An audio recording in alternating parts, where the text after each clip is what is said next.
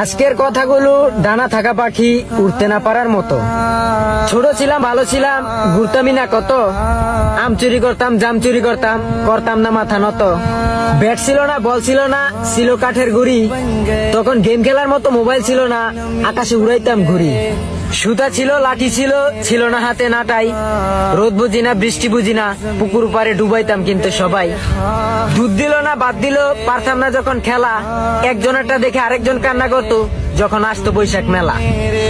দল নিয়ে কারাকারি, পাড়ায় পাড়ায় মারামারি, চোখে পানি আইসা পড়তো ঘুষিয়ার কিলে।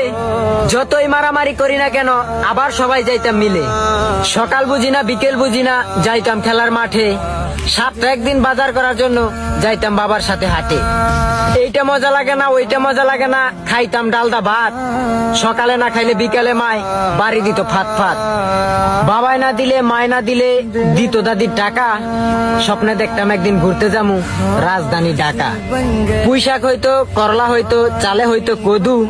ঘুরতে যাওয়ার মতো কেউ না থাকলো, থাকতো একটা দাদু। মানুষ ছিল, আত্মীয় ছিল, ছিল বন্ধু কারি। বেড়ানোর মতো জায়গা ছিল না, ছিল না নির্বাড়ি। মেলায় যামু, খেলনা কিনমু, কত কিছু খামু।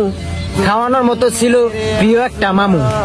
পটকইতো, হাসাইতো, ভাবতাম তার মিথ্যে কথাটাও হাসা।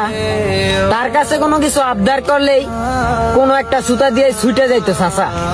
স্কুলে যাওয়ার আগে কতই না দিতাম সুতা, খুঁজে পাই না জুতা। স্কুলে না যাওয়ার জন্য দিতাম কত ফাঁকি।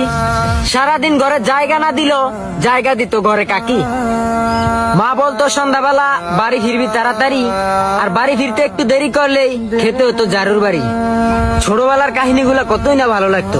আমার কথাগুলো ছন্দের মতো হইলেও কথাগুলা কিন্তু বাস্তব। সকল আত্মীয় স্বজন সবকিছু মিলেই আজকের কাহিনীটা তুলে ধরলাম। ছোটবেলায় এইসব নিয়ে অনেক কাহিনী চলতো, তো এখন ডাইরেক্ট